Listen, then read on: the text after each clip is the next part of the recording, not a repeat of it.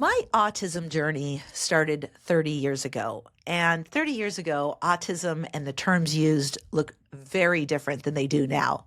So, as a veteran, I'll call myself parent, I'm playing around on social media, and all of a sudden, I start hearing the term executive functioning coming up a lot. Like it's constantly coming up on my feed. And I didn't really know that much, like, what does this even refer to? And then I came across someone's site and I saw EF, or executive functioning, EF toolkit. And I go, that's who I need. She was a friend of another friend of mine, Megan Harcourt. And I thought, this is it. We are going to get this understanding for those of you who may not understand executive functioning.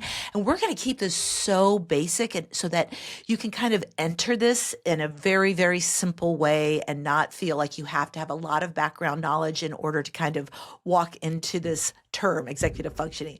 So I have the wonderful Iris Wong, who has joined us today. Iris, thank you so much for being on the show. Thank you so much for having me. I've enjoyed being a listener. That makes me so happy. So your title is Neuroaffirming Executive Functioning Coach. Are you what do you call yourself? Yeah, no, that's such a great question.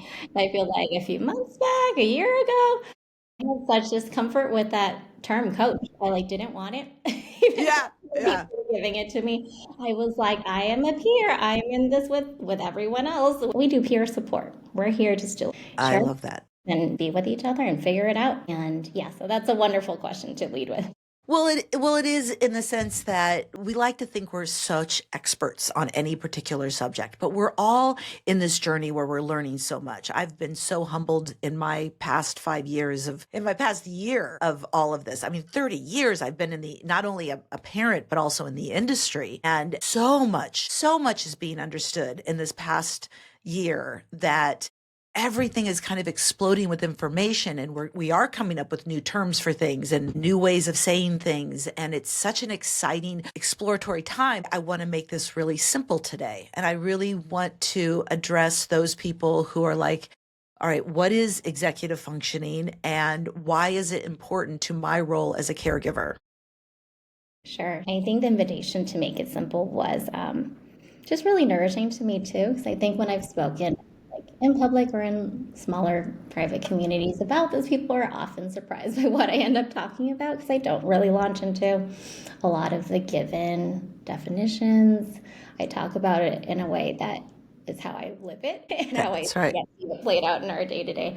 And sometimes I talk about it in a way where I feel like, oh, I'm kind of the anti-EF person out here talking about EF because I feel like sometimes it needs to take a back seat or it can't be talked about separate from our health or our nervous system regulation. Some oftentimes, yeah, out in the world or in industry or whatever it is taken where let's just use our brains and use it to push through and do more and faster and smarter. And I'm like, I don't think I can live that way. So many cycles of burnout even before children. I see it as supporting our brains, supporting our bodies in a way that we can be the most well version of ourselves in this present moment, which, sometimes that even is a struggle. Because right now, my own family, we're going through a lot of health stuff that isn't totally clear yet. And it might be kind of a lifelong journey too, health and wellness and But all that. so let me, if I can interrupt you, because I want to make sure I understand that. So supporting our brains and supporting our body in the best possible way. I love that. And I'll tell you why, because so my late husband, who was the pediatrician in Los Gatos, not far from where you are right now, his whole thing was, I'm not trying to get rid of the diagnosis of autism. I'm trying to help them feel comfortable in their body. And quite honestly, I think that that is the goal that all of us should be focused on, is not to change who they are as an individual, but help them feel better in their body. So I wasn't aware that executive functioning has a lot to do with feeling good in your mind, in your body. And I guess that's what it's really about. That's what I hope it can be about. Yeah. Traditionally, sometimes the conversation is more just about the brain, and we don't talk as much about the health, the body, how well we feel, the regulation first kind of piece, and also just all about the family system too, that are we collectively well? Because I think more people now are talking about hey, we can't just look at a child by themselves, right? Like, It's that's so what true. everybody talks about it too. Like, we're caregivers, we give a lot. Oftentimes we're so-called functioning as the executive function system for the child, our whole family, for many people, Yes. maybe pets too. And it takes a toll, it's not always a bad toll, and it constantly changes too, at least in my own experience. So what would be like top things that are in a toolkit? Because I love that term. I think everything should come with a toolkit. I'm laughing a little bit because now I was like, okay, when I first branded myself, I just picked the first thing that popped up in my head. But I'm like, since then, I like, done my own learning and unlearning and done my own living. When people come to me for tools, I often will say you can talk about building supports or creating our tools sometimes too, when what's available out there, it just isn't working for us. Because so much of what is traditionally out there for, ADHDers or otherwise, they don't really work for me. It's too much demand, or it's by Yeah. thing, or it's very group based, or it's very one-to-one professional. It's a lot of different reasons. But it's got to be a lot of different reasons because there's a lot of different personalities to go Yeah, out there. yeah, yeah, yeah. But executive functioning itself, what is that referring to? Usually it refers to like timekeeping, being on time, being organized. So it's skills. It's basically life skills and kind of assimilating those life skills into our day to day. Yeah, so I think you're right. Some people describe it as life skills. And in kind of the past years, when I do talk about executive functioning, I also bring in someone else's kind of viewpoint about it. This person's name is Sunny Jane Wise. On Instagram, they're the lived experience educator.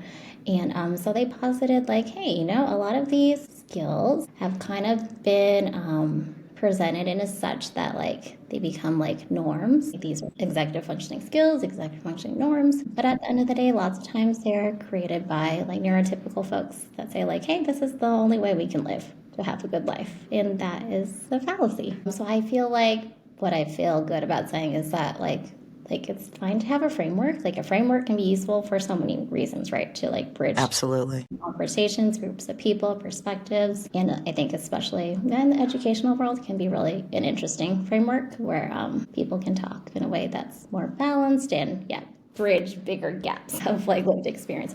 But I think like within the categories, like let's say even like organization or timekeeping or regulation or like emotional control, however, there are so many different EF people and they all break it down differently, which is even contributes to my own confusion of like which one is better. But I think within those categories, like one example I think I used to land on was like, oh, if my child, if we had lived maybe in a different time period in a more like rural area or like apprenticeships, or if it was more of a hunter-gatherer society, like there might like how we structure our day, what's required of us when we like get up in the morning to what we do between when we get up to bed at night, we may not have the same sorts of expectations. Okay, so I hear what you're saying. So, and those expectations, though, have to be, we all have these lived experiences.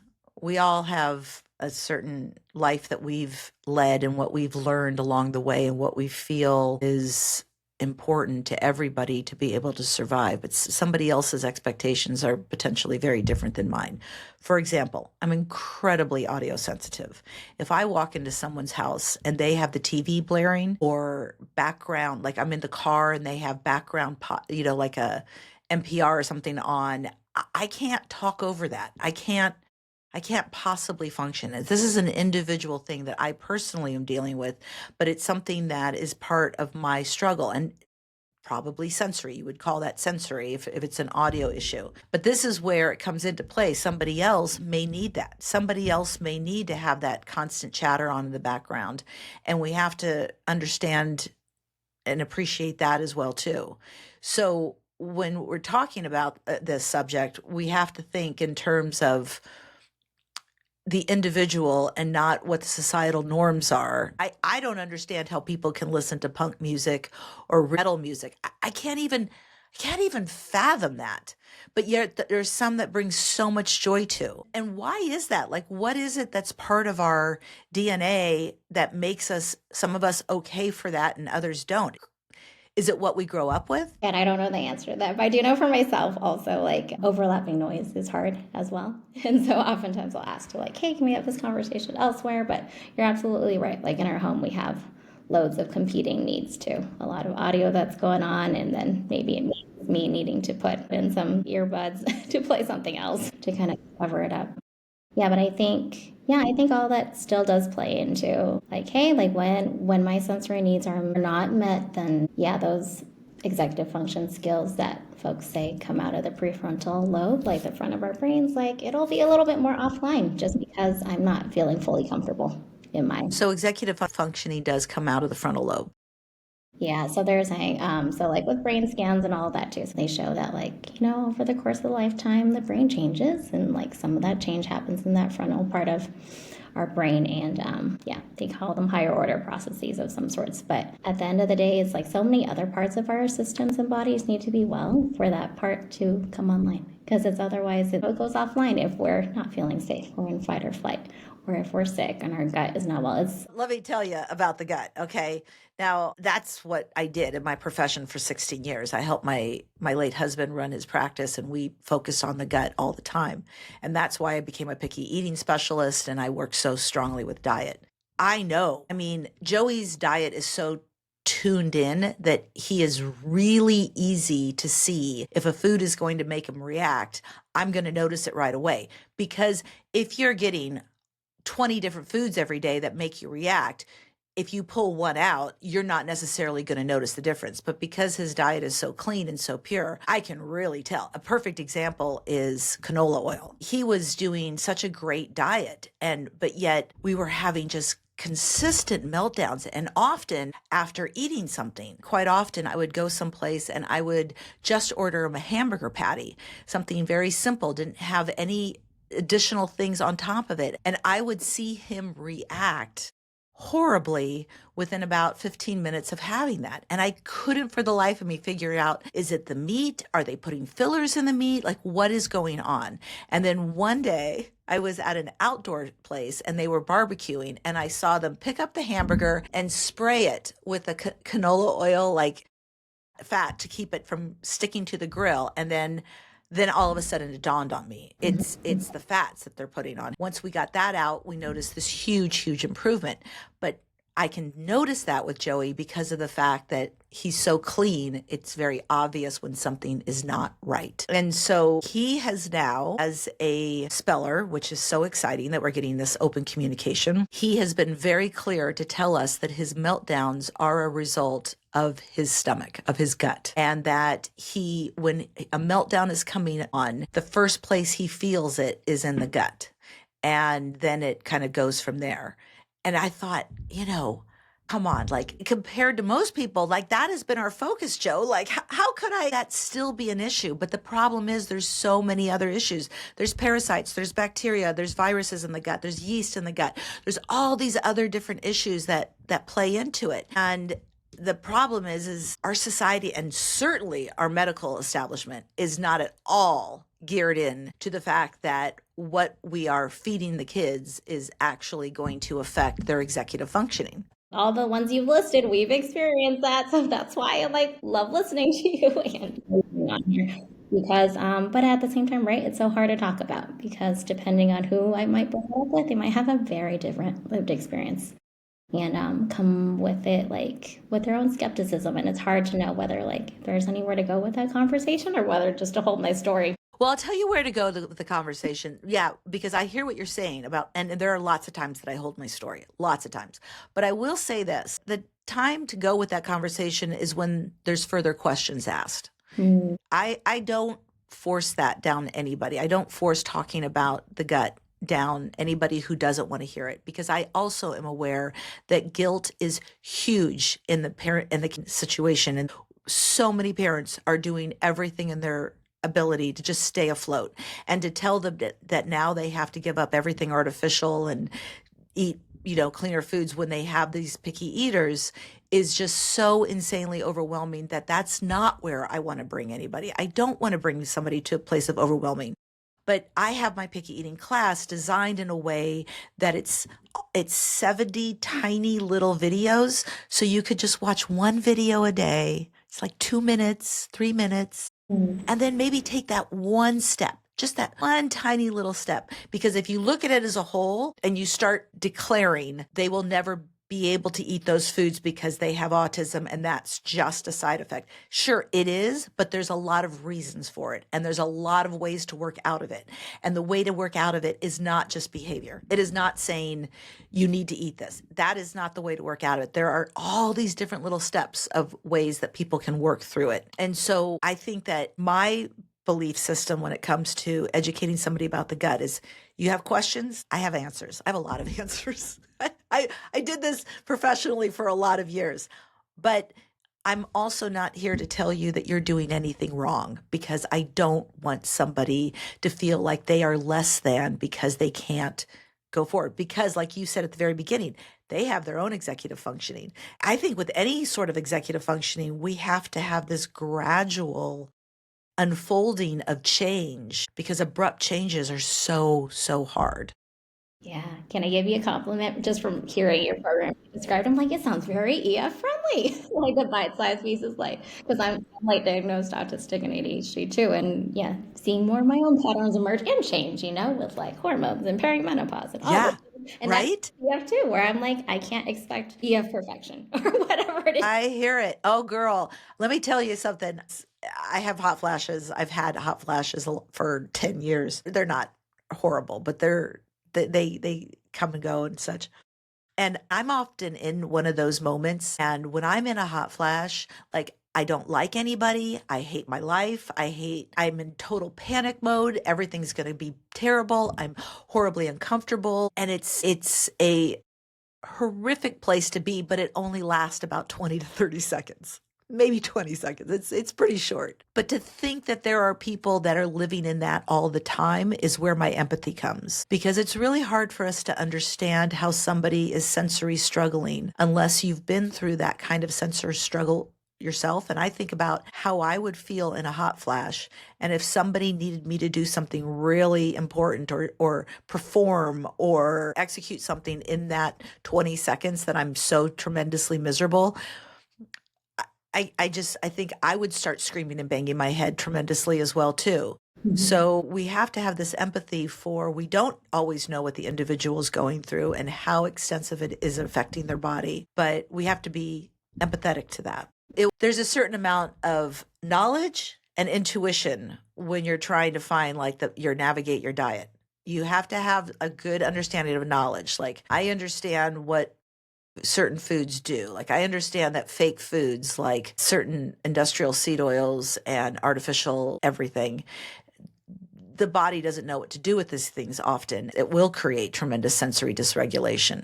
On the other hand, there's also this kind of intuition. There's this feeling of you just start paying attention. Nobody knows your child like you do. So you will all of a sudden notice, for me, the better I got at his diet, the more I could notice something in an instant. My recent story, to jump a little bit, I had to take antibiotics for an infection. I haven't been on antibiotics in like 20 years. I can't remember the last time I have, but I think it did a lot to my gut in that like my mood was really struggling for 2 weeks after I took antibiotics. And I've always known that my system too, brain and body, very sensitive to meds of any sort, supplements of any sorts. And so I think I just didn't expect it though, because I was like, objectively, most of what's happening in our lives is still about the same with some harder parts, but I'm like, I am Yeah. not handling this at all. But I think maybe like my takeaway with the EF bit was I think it helped me in those moments where like my executive functioning is not where it was like 2 weeks ago. I can like look at my calendar and try to figure out why. Because sometimes when I can land on the why of like,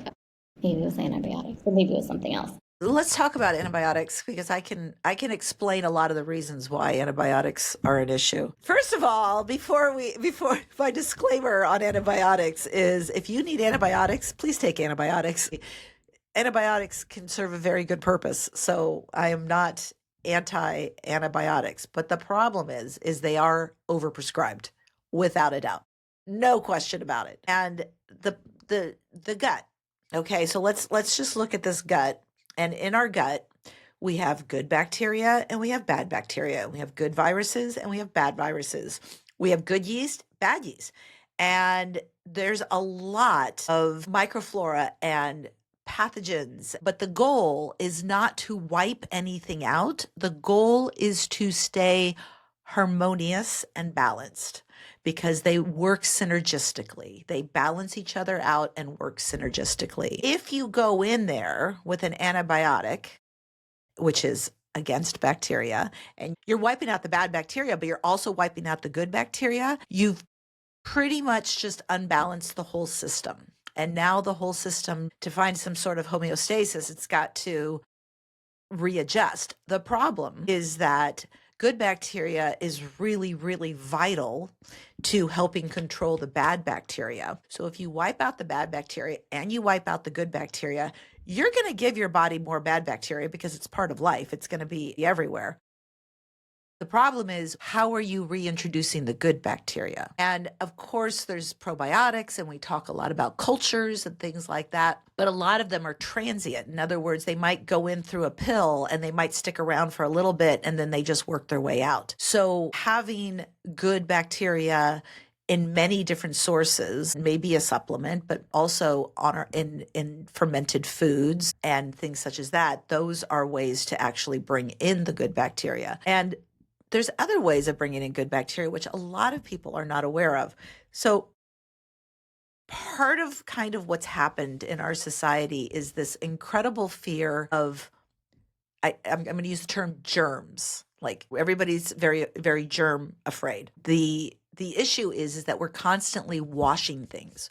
We're constantly washing things to get rid of the germs, which I'm assuming that you're referring to bacterias and by viruses when we're talking about germs. So the problem is we are washing off the good natural bacteria that forms on our food. My favorite example for this are blueberries, okay? Because right now is blueberry season. If you have just bought some organic blueberries and they've been sitting out for a while and you see this kind of white coating that forms on the blueberries, everybody freaks out like, oh, it must be something bad. So they start rinsing and getting it off their blueberries. But that white powdery protective coating that starts to form on fresh blueberries are probiotics.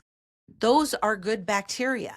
And our food naturally forms this all the time. It's just easier to see on a blueberry because it's a dark food and you see the white powder on it. But in general, those good bacteria are forming, but yet we're rinsing everything off to the point. Now, I'm not saying never wash your vegetables. This is part of the reason why it's important to buy organic.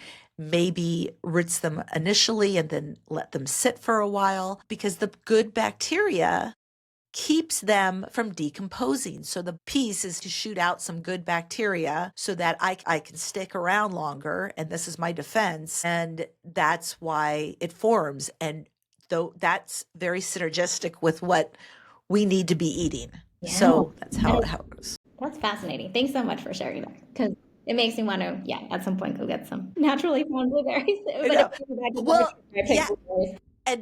And when people grow things in their garden, I know there will be people who give me grief for this, but I stand by it. If you grow it in your garden, I wouldn't wash it. I would rub off the dirt and I wouldn't wash it, because of the fact that if you're growing with a really good soil, a good organic compound soil, and you've got that dirt on there, there's also going to be probiotics. So wipe off the dirt, but you got to keep the probiotic. Do you know people that have pets actually in their house that go in and out of the house have a better exposure to good bacteria, because the pets actually will bring in good bacteria from the ground? Keeping your windows open, bringing in good bacteria that way. I do not know how we got on the subject from executive functioning, but what is... Exactly. I'm like, you're validating a little bit of how we live, which is lovely. I can always use it for validation. So I think I'm going to have to change the title of this to executive functioning and gut health. That is the new title. Thank you. But I'll tell you what I thought of while you were sharing. Thank you so much for that, because we'll do that right away. And I didn't know that, because we actually just started planting little crops in one of the planters we inherited. Good. And it's part of my way of supporting my 7-year-old's special interests and like growing his EF skills in a more naturalistic way and in a more like unschooly kind of fashion, where you don't have to learn EF skills like with a checklist or a timer, because both of those things set him off. He has that pathological demand avoidant profile, which makes certain things just a little bit more sensitive.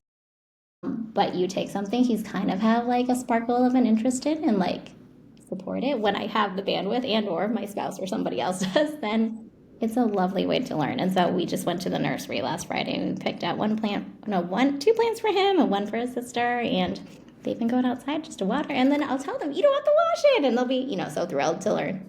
And I Dirt also, won't hurt. different life. I like lived in mold when I was like overseas as an expat SLP. Yeah, but so sometimes I'm like, the more I learn, I don't need to be afraid of what I don't know too. Of like, the white on the blueberries, that's not mold, that's probiotics. Right. It can get moldy, just so you know. I mean, it can eventually turn into mold, but white mold in general is a very different thing than green or black or anything such, or red is even worse. So yeah, it's interesting. I learned a lot about that when I started understanding fermentation, and I was making a lot of cultured vegetables and beet kvass and a lot of other really great things that naturally contain probiotics. A lot of people, I have to give, if I'm going to be talking about probiotic foods, I have to give a warning about a probiotic food that likes to make that claim that is really, really bad for you. And that is those synergy kombuchas.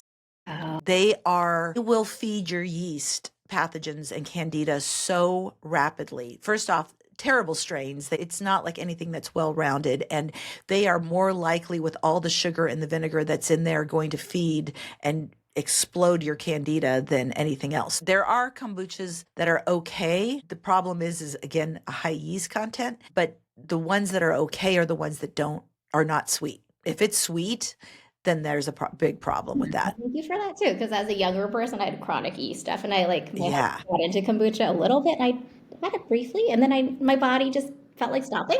Yeah, my body cannot take kombucha. I also can't do champagne. I can't do anything with a high yeast content because my candida was always just kind of off the roof. Now I have it nicely under control because you never get rid of it. Anybody who says to me, well, I got rid of my candida, it's like, no, it doesn't work that way. You can control it, but you're never going to get rid of it. It's the same thing with parasites. Oh, I got rid of my parasites. You're a living organism. Of course you have parasites. Everybody has parasites. It's totally fine to have some amount of parasites. It's when we go back to what I was talking about earlier, it's when it's not balanced, when it's everything, when it's just out of control without the balance. So the bad is growing faster than the good. So yeah, I'm so excited that you've been talking about all of this with executive functioning, because the truth is that it's very challenging for our brains and our bodies to stay regulated if our guts are a mess.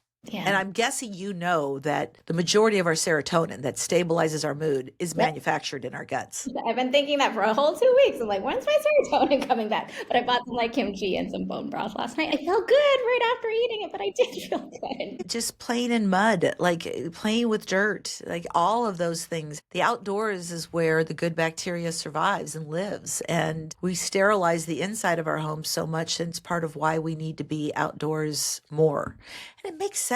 I mean, it's the way our ancestors grew up. It's the way, you have to see the gradual progression of people who had outhouses and lived off the land and did all of that to where we now have this extremely Cloroxed world, and we're just not getting that exposure. So what is my take-home wording on all of this? If I'm summing up the whole thing with the gut, is your second brain. And it is going to create meltdowns. And Joey's been saying that.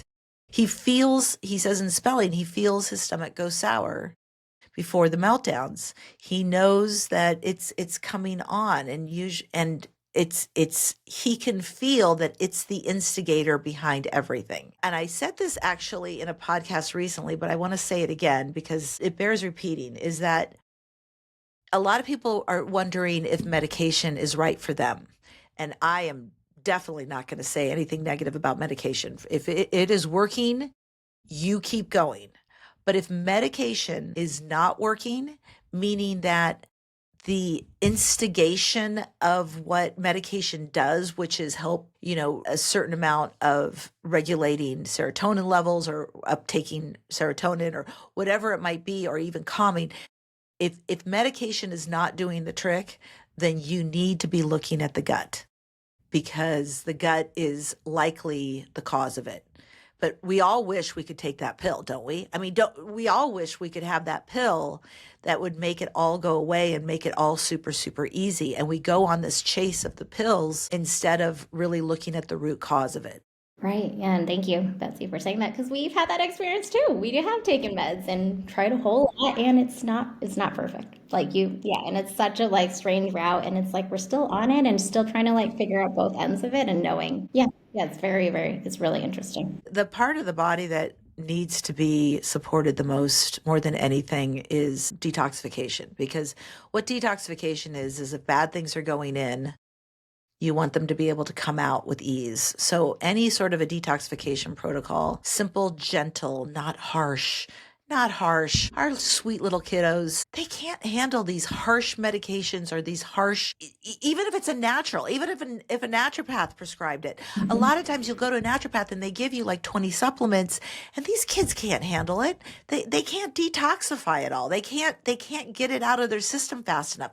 Like, it helps them maybe initially and it helps get their numbers out, but they can't get it out then. And then it's just one more toxicity that they have to detoxify. Mhm. So gentle supplements should be gentle, not to do this kind of overload protocol, because I worked that overload protocol for 16 years. Yeah. I worked in an office who did overload protocol, and I saw it, and I would notice that Joey wasn't doing better with more supplements. He needed something really, really mild.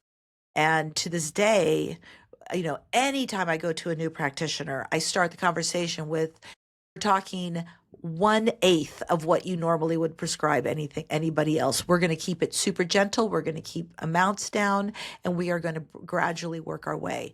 And if somebody says you need to take this, then take it, but do a portion of it. Do a drop a day. Just a little drop a day can be better than nothing at all. And you can actually make some headway that way.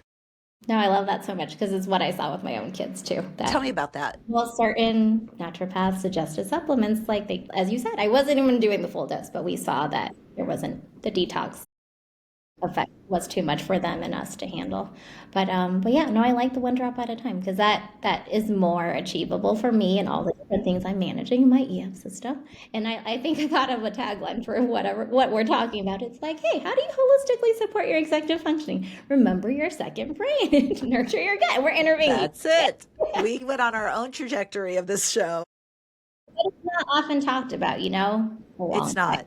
It's not. I believe in it, even if I don't talk about it on the day to day, and I'd like to. And I think back to that original question where you asked me, like, what's in my toolkit? I'm like, if I were to be really honest, I'm like, rest is very high up in my toolkit, both for myself, but also for my children. And their rest might not look like what the outside world thinks is restful, because I have one who's like, they're both ADHD, so like he needs to move around to rest. Maybe he's like jumping around the room, or he's watching TV, or whatever it is, or he's playing with his cats in a like very active way. But like, his rest looks different. But this is it, Iris. We're having this great conversation, and that's just all that needs to happen right now are conversations, comparing notes. What's working for you? What's not working for you? The issues that I find with both medication and supplements, so both on both sides of the medical world, the very holistic piece and the very allopathic, the very traditional piece. And what happens is people will start something and it goes really well at the beginning. Like, they see a big change at the beginning, and they'll go on social media and like, this drug really helped, or this supplement really helped. And then all of a sudden, like, it's now week 3 and the executive function is starting to go down and everything is becoming more challenged and meltdowns are starting to happen.